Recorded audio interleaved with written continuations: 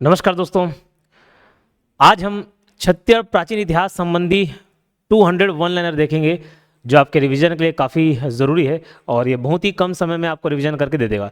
ठीक है, तो वन बाय वन मैं लाइन से आपको पूरा वन लाइनर कराते चल रहा हूँ, ध्यान से सुनना। ठीक है, और सेशन अच्छा लगे तो लाइक कर देना। ये रिवीजन मोड है तो थोड़ा सा स्पीड वे में चलूँगा मैं। क्लियर?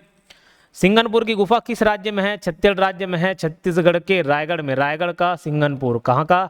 रायगढ़। रायगढ़ जो कि शैल चित्रों के लिए प्रसिद्ध है, शैल चित्रों के लिए, रॉक पेंटिंग के लिए प्रसिद्ध है। जितने भी गुफा वगैरह हैं सारे में शैल चित्र पाए गए हैं। सिंगनपुर की गुफा किस पहाड़ी के निकट स्थित है? तो याद रखना, चंवरढाल पहाड़ी। कहाँ? चंवरढाल पहाड़ी। चंवरढाल पहाड़ी के गिरिपाद पर्वत पर यह सिंगनपुर स्थित है। गिरिपाद, ठीक है, गिरिपाद पर्वत पर यह स्थित है। चंवरढाल पहाड़ी के गिरिपाद पर्वत। कौन सा? सिंगनपुर गुफा। अब ये चंवरढाल पहाड़ी कहाँ है? तो ये है हसदेव नदी आपका, और ये है मांड नदी, और इसी के बीच में ये चंवरढाल है। ठीक, ध्यान रखना। अगर सिंगनपुर गुफा की हम बात करें तो ये कौन से काल से संबंधित है? तो याद रखना, ये पाषाण काल से संबंधित है। किससे? पाषाण काल से संबंधित है। और पाषाण काल में एक बार हम बात करें तो पाषाण काल में भी पूर्व पाषाण काल, पूर्व पाषाण काल से संबंधित है ये स्थल। यह गुफा किन दो नदियों के बेसिन में स्थित है? हसदेव नदी और मांड नदी के बेसिन में। सिंगनपुर की गुफा का संबंध किस काल से है? तो ये प्रागैतिहासिक काल से है ना। प्रागैतिहासिक काल में पाषाण काल हम बोलते हैं, स्टोन एज। तो पूर्व पाषाण काल, मध्य पाषाण काल अलग अलग है, तो पूर्व पाषाण काल से संबंधित है। इस गुफा की खोज किसने की? याद रखना, एंडरसन ने की है। किसने? एंडरसन ने। एंडरसन ने 1910 में। तो सिंगनपुर गुफा की खोज एंडरसन ने की है। ठीक है, एंडरसन ने।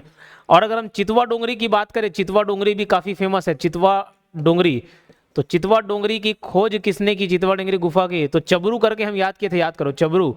तो च से चितवा डोंगरी, ब से भगवान दास बघेल, और र से रमेंद्रनाथ मिश्र। ठीक है, तो बघेल जी और मिश्र दी, रविन्द्रनाथ मिश्र। सिंगनपुर की गुफा पर शोध किसने किया, प्रकाशन किसने किया? तो सीजी वेलिंगटन ने 1918 में। यहाँ के शैल चित्रों में किस रंग का प्रमुख प्रयोग हुआ है? तो गिरवा, लाल रंग का। ठीक है, किसका? लाल रंग का। ज्यादातर वैसे ही है, शैल चित्र में आपको वही कलर देखने को मिलेंगे, लाल रंग।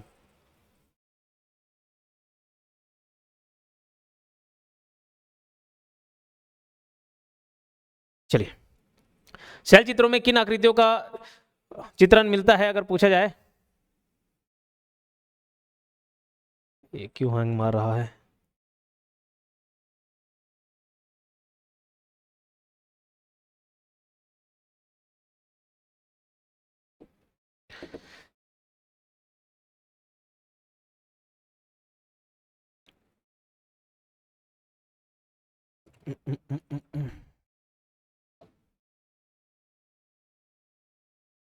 नहीं, वो बटन्स नहीं आ रहे उसके।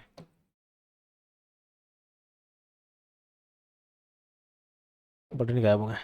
जस्ट 2 सेकंड वेट करेंगे सभी।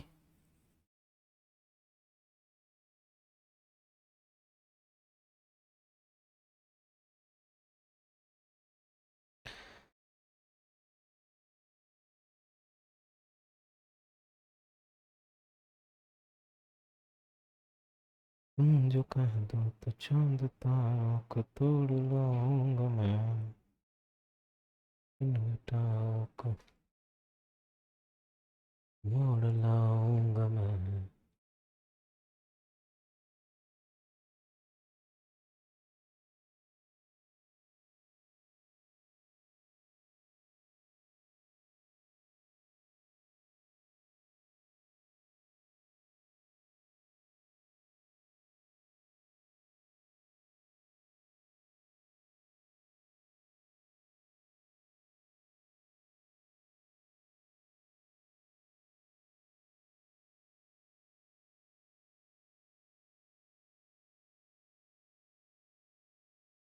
चलिए, असुविधा के लिए माफी चाहता हूँ, हम दोबारा से शुरुआत करते हैं।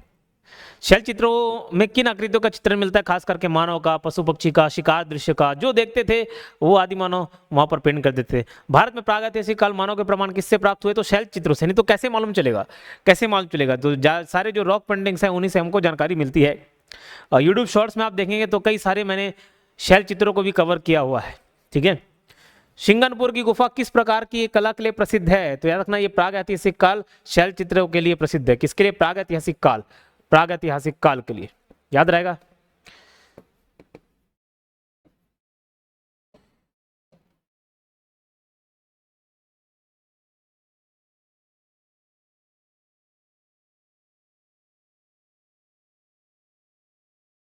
चलिए आगे बढ़ते हैं। रतनपुर बिलासपुर का प्राचीन नाम क्या था? तो रतनपुर का था रत्नावली। रतनपुर की राजधानी क्या थी? तो मणिपुर थी। ठीक है, रतनपुर ये की राजधानी मणिपुर। रतनपुर का ये दूसरा ही नाम है। आप ये वाला क्वेश्चन हटा सकते हो। ठीक, रतनपुर के प्रसिद्ध शासक कौन थे? तो मरोड़ध्वज और मुरध्वज और ताम्रध्वज। मुरध्वज के बेटे थे ताम्रध्वज। ठीक है, पद्मावती इनकी पत्नी थी। और एक बहुत ही फेमस है कि इनका युद्ध किसके साथ हुआ? तो अर्जुन के साथ हुआ। महाभारत का जब युद्ध हुआ उसके बाद अश्वमेध यज्ञ कराया गया युधिष्ठिर के द्वारा, और अर्जुन अपना घोड़ा लेकर आए थे और इनके साथ वाद विवाद होता है। ठीक, जनश्रुति के अनुसार मोरध्वज का संबंध किन क्षेत्रों से है? तो रतनपुर और आरंग दोनों से है। आरंग रायपुर का प्राचीन नाम था क्या? भांडेर। आरंग जो कि रायपुर में, उसका प्राचीन नाम क्या था? भांडेर। और खास करके ये महाभारत काल में ये नाम था। राजधानी परिवर्तन किस स्थान पर हुआ? तो भैया रतनपुर से हुआ, आरंग में। पौराणिक कथा के अनुसार अश्वमेध यज्ञ के घोड़े को लेकर किसका विवाद हुआ? अर्जुन से। किसका विवाद हुआ? अर्जुन से किसका विवाद हुआ अगर पूछा है तो ताम्रध्वज मुरध्वज को, है ना। और वहीं से आपको मालूम है कि आरी से काटा जाता है ताम्रध्वज को, और आरी से काटने की वजह से आरंग का नाम आरंग पड़ा। क्लियर है? चलो अभी देखो, मंडी उपनिरीक्षक का टेस्ट सीरीज ये जरूर परचेस करें, लास्ट टाइम आ गया है। ये वीडियो एक्सप्लेनेशन के साथ हैं, आप इसको 349 रुपीज़ में परचेस कर सकते हैं। ठीक है, और ये मंडी उपनिरीक्षक का ऑनलाइन कोर्स है, बहुत ही कम फीस पर अवेलेबल है, तो आप इसको देख सकते हो। ठीक है, अगर आपको ज़्यादा नहीं समझ आता कि कहाँ से कितना पढ़ें, तो लाइव क्लास फ्रॉम 2 फैब करके एक फोल्डर है, उसमें जाइए। लाइव क्लास तो चल ही रही है, उसमें फिर वीडियोस को रिकॉर्ड करके भी हम डाल देते हैं, तुरंत लाइव होता है, फिर वो रिकॉर्डेड भी आपको अवेलेबल हो जाते हैं। तो आपको कहीं समझ नहीं आ रहा, कुछ समझ नहीं आ रहा, क्या पढ़े क्या नहीं, तो इस फोल्डर को कवर करते चले। 2 फरवरी से क्लासेस हमने स्टार्ट किए हैं, आपका छूट भी हो गया तो कोई दिक्कत नहीं, आप रिकॉर्डेड आराम से देखते चलें, और ये खत्म होते चलेगा, अभी भी काफ़ी समय है। ठीक है, तो जल्द से जल्द अपनी तैयारी स्टार्ट करें। आगे बढ़ते हैं। इस विवाद का समाधान किसने किया था? श्री कृष्ण ने किया था। और ये कहानी पर नहीं जा रहा हूं, नहीं तो बहुत लंबा हो जाएगा। कबरा पहाड़ किस जिले में स्थित है? कबरा पहाड़ है रायगढ़ में। कबरा पहाड़ कहाँ है? रायगढ़ में है। कबरा पहाड़ किस स्थान के पास है? तो गजमार। ठीक है, काबर मारेस करके याद कर सकते हो, गजमार, काबर मारेस। कबरा पहाड़ की चित्रकारी लाल रंग से हुई है। और वहां पर किन पशुओं का चित्रण मिलता है पूछा जाए तो कछुआ, घोड़ा, हिरन, जंगली सेंगा, भैंसा। ठीक है, कबरा पहाड़ की चित्रकारी में मानव आकृति कैसे दिखाई देती है? तो एक मानव का वर्गाकार शैल चित्र। ठीक है, मानव का वर्गाकार शैल चित्र, संभवतः ये इस टाइप का कुछ होगा। कबरा पहाड़ की चित्रकारी किस काल की मानी जाती है? तो पाषाण युग की। पाषाण युग के औजार कहां से प्राप्त हुए? तो कबरा पहाड़ से। और अगर हम बात करें कबरा पहाड़ मुख्यतः पाषाण काल में भी कौन से काल से संबंधित है? तो मकबरा करके हम याद किए थे, मकबरा। तो मां से मध्य पाषाण काल और कबरा से कबरा पहाड़, मध्य पाषाण काल का स्थल है कबरा पहाड़। ठीक है, पाषाण युग के औजारों के 2 प्रमुख प्रकार कौन से हैं? तो लघु पाषाण औजार और सूक्ष्म उपकरण। हम पूरा प्राचीन इतिहास 200 वन लाइनर में एक बार कवर करने की कोशिश करेंगे। अगर कुछ छूट जाएगा तो हम उसको और टॉप 100, 150 इस तरीके से हम पूरे प्राचीन इतिहास को वन लाइनर में समेट देंगे। ठीक है, लघु पाषाण औजार किस प्रकार के होते थे? तो लंबे, फलक और अर्धचंद्राकार। रामायण काल में इस क्षेत्र का राजा कौन था? कौशल था। ठीक है, कौशल। और वहीं पे कौशल नाम पड़ गया दक्षिण कौशल। ठीक है, इस क्षेत्र का नाम कौशल प्रदेश किसके आधार पर पड़ा? तो कौशल राजा के आधार पर पड़ा। और उस समय दक्षिण कौशल की भाषा क्या थी? कोसली थी। कालांतर में दक्षिण कौशल के राजा कौन हुए? भानुमंत थे। उसकी बेटी भानुमति, जिसको कौशल्या के नाम से जाना जाता था, उनका विवाह दशरथ के साथ हुआ और उनके पुत्र हुए राम। फिर राम के बाद आते हैं लव और कुश। तो छत्तीसगढ़ जो पहले सॉरी छत्तीसगढ़ ऊपर 2 हिस्से में बटा हुआ था, उत्तर कौशल और ये दक्षिण कौशल। हमारा जो छत्तीसगढ़ है वो दक्षिण कौशल में आता था। तो ऊपर वाला एरिया उत्तर कौशल किसको मिल गया? लव को। और नीचे वाला कुश को मिला। लव की जो राजधानी थी वो थी श्रावस्ती, और कुश की कुश स्थली थी। क्लियर? भानुमंत की पुत्री का विवाह किससे हुआ? राजा दशरथ से। विवाह के बाद भानुमंत की पुत्री को किस नाम से जाना जाने लगा? कौशल्या। श्री राम के बाद उत्तर कौशल का राजा कौन बना? तो उत्तर का लव और दक्षिण का कुश। और दक्षिण कौशल की राजधानी क्या थी? कुश स्थली। राम वनगमन पथ की शुरुआत कब हुई? 22 नवंबर 2019 है ना, चंदकुरी रायपुर से। और उद्घाटन कब हुआ? तो 7 अक्टूबर 2021। हालांकि अभी एकदम प्रासंगिक नहीं है, लेकिन कभी कभार पूछ दिया जाए, कोई भरोसा नहीं है ना। राम वनगमन पथ में कुल कितने स्थल चिन्हांकित किए गए? 75 स्थल। पहले चरण में 10 स्थल का विकसित करेंगे और दूसरे में 42 टोटल। ये याद रखना, राम वनगमन पथ की कुल लंबाई कितनी है? तो 2260 किलोमीटर है। कितने? 2260 किलोमीटर। कितने? 2260 किलोमीटर। ये जितने भी डेट वाले प्रश्न हैं, जैसे भाई गांधी जी कब आए, दूसरी बार छत्तीसगढ़ कब आए, ये आंदोलन कब हुआ, ये आगजनी की घटना कब हुई, मॉडर्न हिस्ट्री में तो इतने सारे डेट हैं, किसका शासनकाल कब से कब तक था, 2260 किलोमीटर क्या है। तो ये जितने भी डेट और फिगर वाले पॉइंट है, डेट और फिगर वाले, ठीक है, डेट और फिगर वाले, इसको आप याद जरूर करिए। अलग से एक ठोक नोट्स बना लीजिए। प्राचीन इतिहास में तो ज़्यादा आपको नहीं मिलेंगे डेट, जैसे वेन सांग कब आए, 639 में आए, ठीक है। रतनपुर में मंदिर का निर्माण कब हुआ, ठीक। उसके बाद अन्नम देव कब आए, कलचुरियों का काल कब से कब तक था, राजर्षि तुल्य वंश कब से कब तक चला। इस टाइप के जो भी डेट वाले, ईयर वाले प्रश्न हैं उसको आप एक जगह नोट्स बनाएं और करें, ठीक है। हालांकि मैं भी इस पर काम कर रहा हूं, अगर आप चाहें तो उस पर मैं तेजी से काम करूंगा और वीडियो लेकर आऊंगा। वो एकदम एकदम ज्यादा इंपॉर्टेंट है, ठीक है। वो आप एक बार पढ़ लेंगे तो बाकी चीजें आसानी से याद हो जाएंगी, कोई कंफ्यूजन नहीं रहेगा। दंडकारण्य रामायण के लेखक कौन है, मन्नूलाल यदु जी है। और छत्तीसगढ़ पर्यटन में राम वनपथ के लेखक कौन है, तो ये डॉक्टर हेमू यदु। शोध के अनुसार भगवान राम कितने साल बिताए छत्तीसगढ़ में, तो 10 साल। भगवान राम ने छत्तीसगढ़ में किस नदी से प्रवेश किया, बनास नदी। भगवान राम का छत्तीसगढ़ में प्रथम चरण स्पर्श कहां से हुआ भैया, तो ये आपको मालूम है कोरिया एमसीबी है, अब अलग होके एमसीबी हो गया। तो सीतामढ़ी हरचौका जो कि किस में पड़ता है, एमसीबी यानी कि मनेन्द्रगढ़ चिरमिरी भरतपुर में पड़ता है, यहीं से राम भगवान का एंट्री हुआ था। और नदी बोलने से बनास नदी। रामगढ़ की गुफा किस जिले में स्थित है, रामगढ़ की गुफा है सरगुजा में। रामगढ़ की गुफा में कौन सी गुफा स्थित है, तो सीता बेंगरा, लक्ष्मण बेंगरा, जोगी मारा, ये सारे हैं यहाँ पर, है ना। हालांकि जो जोगी मारा वाला स्थल है ये मौर्य काल से संबंधित है, किससे संबंधित है, मौर्य काल से। तो याद रखना रामगढ़ की पहाड़ी जो कि सरगुजा में है, वहाँ सीता बेंगरा, लक्ष्मण बेंगरा, इसको मैं दिखाया हुआ हूँ यूट्यूब शॉर्ट्स में कवर कराया, उसको देखिएगा, ठीक है। जितना ज्यादा हो सके प्रैक्टिकल किसी चीज को देख लेंगे आप तो कभी नहीं भूलेंगे। पॉइंट जो है, फैक्ट जो है मजबूत होते चलेगा दिमाग में। शिवनयन खरौद किस जिले में स्थित है, तो जांजगीर चांपा में। कहाँ, जांजगीर चांपा में। शिवनयन में भगवान राम ने किसके जूठे बैर खाए थे, तो माता शबरी के। तुरतुरी आश्रम जहाँ लव कुश का जन्म हुआ वो बलौदा बाजार में है, और किसका आश्रम था, तो वो आश्रम था महर्षि वाल्मीकि जी का। ये सेशन आप ईमानदारी से बताएं, ज्यादा से ज्यादा कमेंट करें, हर कोई कमेंट करें कि ये सेशन कैसा लग रहा है, क्योंकि मैं वन लाइनर लेकर आया। किसी टॉपिक में आपने अच्छा रिस्पांस दिया, किसी टॉपिक में नहीं दिया, तो मुझे लगा कि शायद आप पसंद नहीं कर रहे होंगे। फिर अचानक से मेरा ध्यान गया कंप्यूटर 200 वन लाइनर में। कम कर दो स्पीड।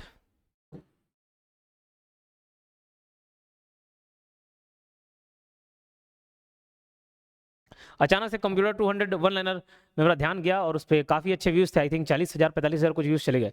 तो मुझे लगा शायद ये आपको पसंद आ रहे होंगे। तो आपके कमेंट से मुझे पता चलता है, आपके व्यूज़ से पता चलता है, लाइक से पता चलता है कि आपको ये सेशन अच्छा लग रहा है कि नहीं लग रहा है। अब ऐसे ही बोलेंगे तो प्राचीन, मध्य, आधुनिक, छत्तीसगढ़ का खास करके, ताकि कम समय में रिवीजन हो जाए। और ना सिर्फ इतिहास का, फिर हम बाकी टॉपिक्स पर भी काम करेंगे जितना डीप हो सके वन लाइनर फॉर्म में, क्योंकि आपको मालूम है आजकल नए सोर्सेज से, नए किताबों से डेटा लिए जा रहे हैं, नए नए फैक्ट्स पूछे जा रहे हैं।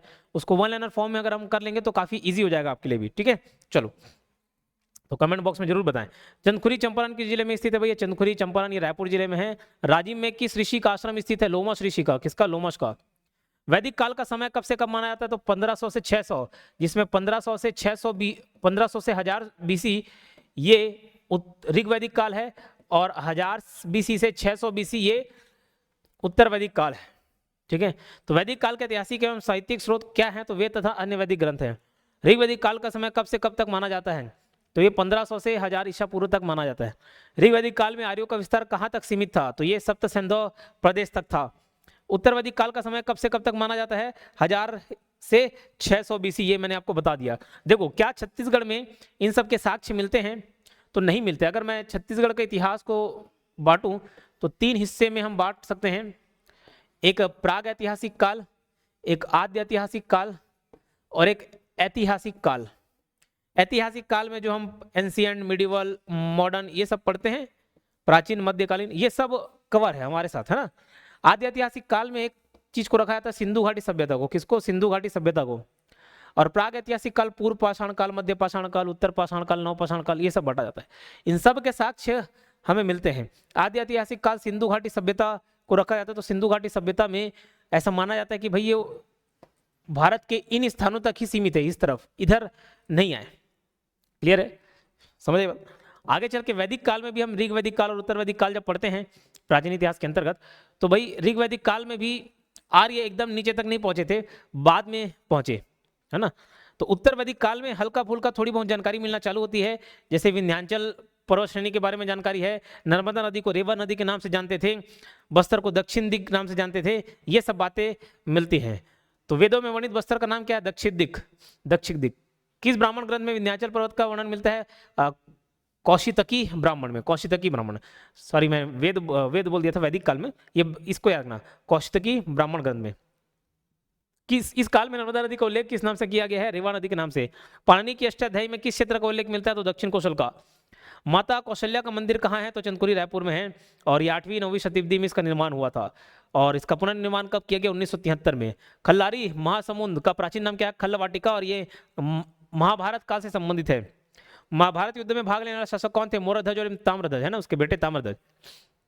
छत्तीसगढ़ में बौद्ध काल का समय किस सदी से माना जाता है? 6वीं सदी में। और बौद्ध काल में छत्तीसगढ़ किस जनपद के अंतर्गत आता? तो कोसल महाजनपद, कोसल कोसल जनपद। बौद्धकालीन छत्तीसगढ़ के पुरातात्विक साक्ष्य कहाँ से मिले? सिरपुर के उत्खनन से। सिरपुर में बहुत सारे साक्ष्य मिलेंगे, बहुत सारे उत्खनन हुए हैं। ठीक है, एक जैसे सुरंग टीला भी था, है ना, सुरंग टीला आप देखेंगे, मेरे यूट्यूब शॉर्ट्स में जाएंगे। और ये माना जाता है कि भाई वहाँ से एक अंडरग्राउंड सुरंग है जो कि सीधे रायपुर निकलता है। क्लियर? अवदान शतक के अनुसार गौतम बुद्ध किस क्षेत्र में आए थे? तो दक्षिण कौशल में आए थे, है ना, दक्षिण कौशल में आए थे, सिरपुर की यात्रा की।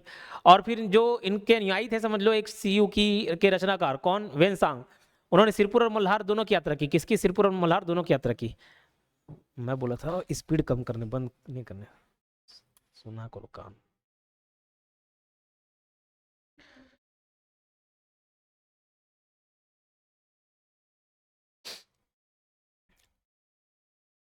सीयू की रचना किसने की? तो हेनसांग ने की है। सिरपुर के उत्खननकर्ता कौन थे? एमजी दीक्षित। कौन थे? एमजी दीक्षित। सिरपुर में स्थित प्रमुख बौद्ध विहार कौन से हैं? स्वास्तिक विहार एवं आनंद प्रभु कुटी विहार। ठीक है,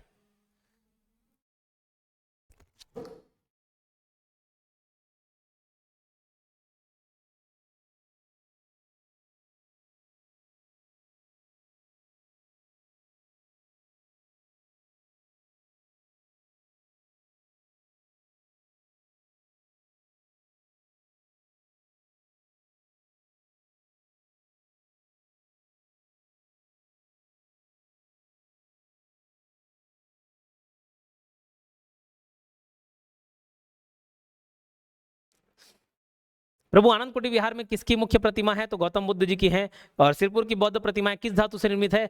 पीतल से है। सिरपुर की प्रतिमाओं की शैली किस शैली से प्रभावित है? तो नालंदा शैली से। भोंगापाल किस जिले में स्थित है? कोंडागांव। कोंडागांव जिला में ज्यादातर बहुत सारी चीजें कवर कर चुका हूं, बस भोंगापाल जाना बच गया था क्योंकि इसका डिस्टेंस काफी दूर था। ठीक है, डोगरा बाबा टीला, भोंगापाल, है ना, ये गौतम बुद्ध से जुड़ी कहानी मिलेगी आपको यहाँ पर। तो भोंगापाल में किसकी विशाल प्रतिमा स्थित है? भगवान बुद्ध की। किसकी? भगवान बुद्ध की। एक प्रज्ञागिरी पर्वत पर भी गौतम बुद्ध की प्रतिमा मिलेगी आपको। भोंगापाल किसके लिए प्रसिद्ध है? बौद्ध विहार हेतु। भोंगापाल में स्थित चैत्यगिरी को क्या कहा जाता है? तो ये डोकरा बाबा टीला कहा जाता है। क्या? डोकरा बाबा का टीला।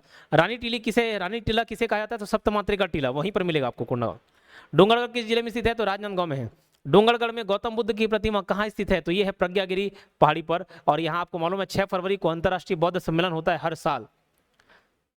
डोंगरगढ़ बौद्ध सम्मेलन की शुरुआत कब से हुई? तो 1992 से हुई, 6 फरवरी से। तुरतुरिया किस जिले में स्थित है? बलौदा बाजार में। तुरतुरिया का बौद्ध विहार किससे संबंधित है? तो ये बौद्ध भिक्षुणियों से संबंधित है। तुरतुरिया में किसकी विशाल मूर्ति विद्यमान है? बुद्ध देव की, यानी कि गौतम बुद्ध की। मल्हार किस जिले में स्थित है? बिलासपुर में। मल्हार से क्या प्राप्त हुए? तो अनेक बौद्ध मूर्तियां। सोंडरा धाम किस जिले में स्थित है? ये रायपुर में है। सोंडरा धाम से क्या प्राप्त हुआ है? तो ये बुद्ध की प्रतिमा का ऊपरी भाग। और ये कौन से काल की है? तो पांडुवंशी काल की है, यानी कि 6वीं से 9वीं शताब्दी के बीच की। सोंडरा धाम की प्रतिमा किस तकनीक से बनी है? तो 3D टेक्निक से। जैन धर्म की स्थापना कब हुई? 6वीं शताब्दी में। मल्हार किस जिले में स्थित जैन प्राचीन स्मारक है? तो बिलासपुर में है। मल्हार कहाँ है? बिलासपुर में है। सिरपुर किस जिले में? महासमुंद में है। महेशपुर पुरातात्विक स्थल कहाँ है? सरगुजा में है। इसका भी यूट्यूब शॉर्ट मैंने डाला हुआ, उत्खनन में कई सारी चीजें वहां मिली हुई है। आरंग में किस धर्म से संबंधित मूर्तियां प्राप्त हुई है? तो आरंग में जैन धर्म है। ठीक। पुजारा पाली या पुजारी पाली बोल सकते हो। पुजार पाली किस जिले में स्थित है? सारंगढ़। ठीक है, एक कांकेर वाला पुजारी पाली कांकेर, एक और एरिया मिलेगा आपको, वो नीचे साइड है। कवर्धा में जैन मूर्तियां कहां से प्राप्त हुई? तो बकेला में। कवर्धा में बकेला। ऋषभ देव कौन से तीर्थंकर है? प्रथम तीर्थंकर। अगर हम ऋषभ जैन धर्म की बात करें तो बहुत सारे तीर्थंकर देखने को मिलेंगे। पहले वाले तीर्थंकर कौन? ऋषभ देव। ठीक है, 5 वाले सुमतिनाथ। ठीक, उसके बाद 15 वाले धर्मनाथ, 16 याद रखना शांतिनाथ। ठीक है, भाटागुड़ा से उनकी जानकारी मिलती है। 23वें पार्श्वनाथ है। 24वें महावीर स्वामी। ऋषभ देव से संबंधित गुंजी दमाउदरा कहाँ स्थित है? शक्ति में। बूढ़ी खार मल्लार किस तीर्थंकर से संबंधित है? तो ऋषभ देव। सुमतिनाथ कौन से नंबर के तीर्थंकर हैं? तो 5वें तीर्थंकर हैं। सुमतिनाथ से संबंधित आरंग किस जिले में है? तो रायपुर में है। शांतिनाथ कौन से तीर्थंकर हैं? तो ये 16वें तीर्थंकर है, ठीक है। कौन से नंबर के हैं? 16वें। और शांतिनाथ से संबंधित भाटागुड़ा कहाँ स्थित है? तो ये है बस्तर में। पार्श्वनाथ कौन से तीर्थंकर है? तो 23वें नंबर के हैं। नगपुरा किस तीर्थंकर से संबंधित है? पार्श्वनाथ। और महावीर स्वामी का कौन से तीर्थंकर? 24वें। और इनसे संबंधित कौन सी स्थल है? रायपुर का आरंग। तो अगर मैं आपको बताऊं लाइन से, पहले ऋषभ तीर्थ जो थे, पहले तीर्थंकर थे, उनका संबंध गुंजी दमाऊदरा से है। ठीक, कहाँ से? गुंजी दमाऊदरा से, है ना। 24वें वाले जो महावीर स्वामी है आरंग रायपुर से है। 23वें पार्श्वनाथ जो है उनका दुर्ग से संबंधित है, नगपुरा दुर्ग से। क्लियर है? ये सब बात याद रखेंगे आप। नवा रायपुर में किस तीर्थंकर का मंदिर निर्मित किया गया है? तो धर्मनाथ जी का, 15 धर्मनाथ। शिवनाथ नदी के तट पर किस तीर्थंकर की स्थापना की गई है? तो 8वें तीर्थंकर चंद्रप्रभ की। ठीक है, किसके? चंद्रप्रभ या चंद्रप्रभु भी बोलते हैं। डोंगरगढ़ की चंद्रगिरी पहाड़ी पर किसका निर्माण हो रहा है? तो छत्तीसगढ़ का सबसे बड़ा दिगंबर जैन मंदिर का।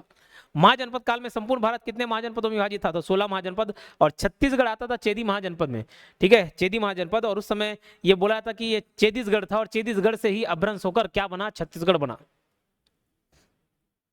चेदी महाजनपद की राजधानी क्या थी? सुक्तिमती। और चेदी महाजनपद का क्षेत्र किस भूभाग में था? तो बुंदेलखंड का पठार में। किस काल में छत्तीसगढ़ को चेदीसगढ़ कहा जाता था? तो महाजनपद काल में। और इतिहासकार हीरालाल के अनुसार छत्तीसगढ़ का नामकरण किससे हुआ? तो चेदीसगढ़ से ही हुआ है, उसका अपभ्रंश होकर। चंद्रगुप्त मौर्य के शासनकाल में भारत कितने प्रांतों में विभाजित था? 5 प्रांतों में, है ना। और अगर हम बात करें आगे चल के, जो छत्तीसगढ़ का हिस्सा है वो कलिंग प्रांत में जुड़ जाता है, जब कलिंग विजय अशोक कर लेते हैं उसके बाद। चलिए, छत्तीसगढ़ से मौर्यकालीन किस धातु के सिक्के प्राप्त हुए? चांदी और तांबे का। शक्ति जिले के ठठारी से किस काल के प्रतिमा प्राप्त हुए? तो मौर्यकालीन रूप भाषक सिक्के मिले हैं, बहुत सारे सिक्के। अकलतरा जो कि जांजगीर चांपा शक्ति में मिल जाएगा आपको ना। और अकलतरा ठठारी हो गया। उसके बाद आरंग, उड़ेला, तारापुर, ये सारे स्थलों से मौर्यकालीन सिक्के मिले हुए हैं। जांजगीर के अकलतरा से कितने हाथ सिक्के प्राप्त हुए? तो 259। सारंगगढ़ के बार एवं देरगांव कितने हाथ सिक्के प्राप्त हुए? तो 15 हाथ सिक्के। और ये जो आहत मुद्रा मिली है वो दूसरी बीसी के हैं, सेकंड बीसी के, है ना, दूसरी ईसा पूर्व। आहत मुद्राएं किस धातु से बनी होती? तो चांदी से। रायपुर जिले के किन स्थानों से आहत मुद्राएं प्राप्त हुई? तो आरंग, उड़ेला और तारापुर। 1969 से 70 में आहत सिक्कों की खोज किसने की थी? तो डॉक्टर रविन्द्रनाथ मिश्र ने की। आहत सिक्के किस श्रेणी के हैं? तो ये सोनगढ़ श्रेणी के। अशोक द्वारा स्तूप निर्माण का उल्लेख किस यात्री ने किया है? वेनसांग ने किया है, चीनी यात्री हैं, अपनी रचना थी उनकी, सीयू की। तुरतुरिया बलौदाबाजार किस काल का बौद्ध भिक्षुणी विहार था? तो ये मौर्यकालीन। जोगीमारा की गुफा किस काल में, किस जिले में स्थित है? सरगुजा जिले में। और ये रामगढ़ की पहाड़ी पर है। मैंने बताया रामगढ़ की पहाड़ी में सीता बिंगरा, लक्ष्मण बिंगरा, जोगीमारा। जो जोगीमारा है वो मौर्यकालीन से संबंधित है। सीता बिंगरा, लक्ष्मण बिंगरा जो है ये रामायण काल से संबंधित है। जोगीमारा गुफा में प्राप्त अभिलेख किस भाषा में है? तो पाली भाषा में है। जोगीमारा अभिलेख किस लिपि में लिखा गया है? पाली भाषा और ब्राह्मी लिपि। जोगीमारा अभिलेख में किसका उल्लेख मिलता है? तो नर्तक देवदासी और नर्तकी सुतनुका का प्रेम गाथा का वर्णन है, ठीक है। और ये ब्राह्मी लिपि में कुछ लिखा है, उसको मैंने दिखाया भी यूट्यूब शॉर्ट्स में जाकर। जोगीमारा गुफा की खोज किसने की थी? कर्नल ओस्ले ने की थी 1848 में। कहा? 1848 में। किसने? कर्नल ओस्ले ने, जोगीमारा गुफा के, ठीक है। जोगीमारा गुफा का पुनः अन्वेषण किसने किया? तो कैप्टन टी ब्लॉश ने किया था 1904 ईस्वी में।